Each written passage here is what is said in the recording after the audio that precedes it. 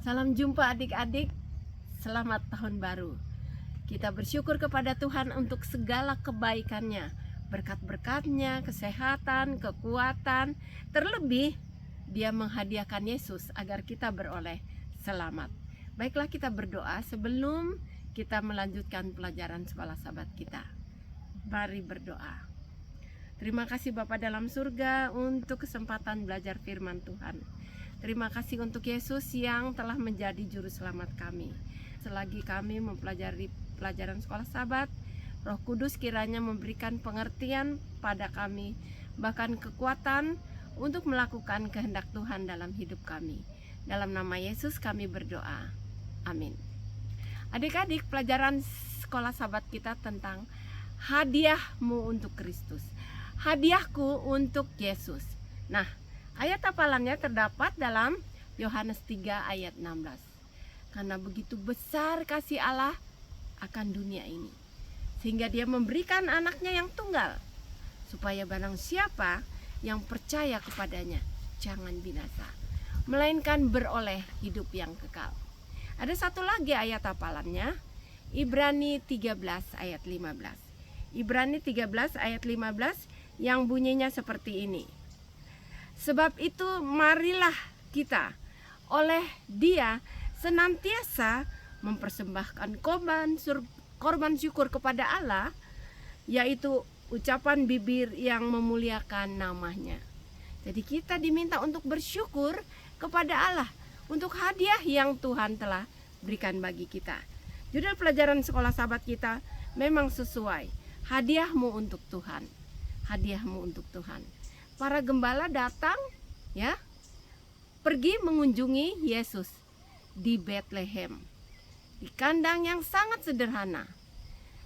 Alkitab tidak mencatat apa hadiah mereka, tetapi mereka datang bersyukur dan memuji anak raja yang telah lahir.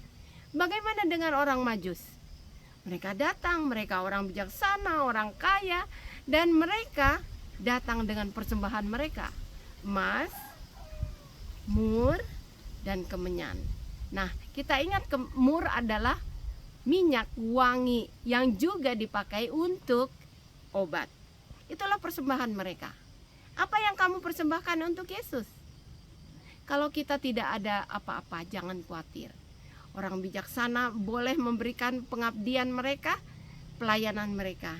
Kalau kita tidak ada apa-apa, berikan hatimu pada Yesus. Serahkan hidupmu pada Yesus. Bagaimana caranya? Kita menerima Yesus sebagai juru selamat kita. Kita menerima Dia dan bersyukur untuk berkat-berkat yang Tuhan telah berikan bagi kita. Mengundang Dia masuk dalam hati kita dan membiarkan Yesus merubah kehidupan kita.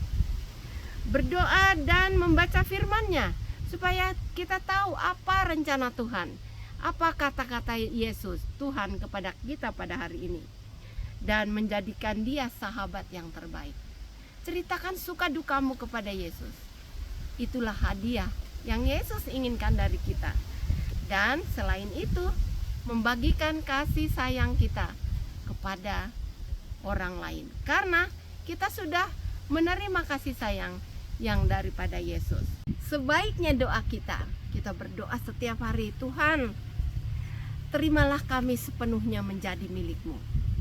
Kami mau menyerahkan semua rencana kami di dalam tangan Tuhan, dan gunakanlah kami sebagai pelayan-Mu untuk menolong orang lain.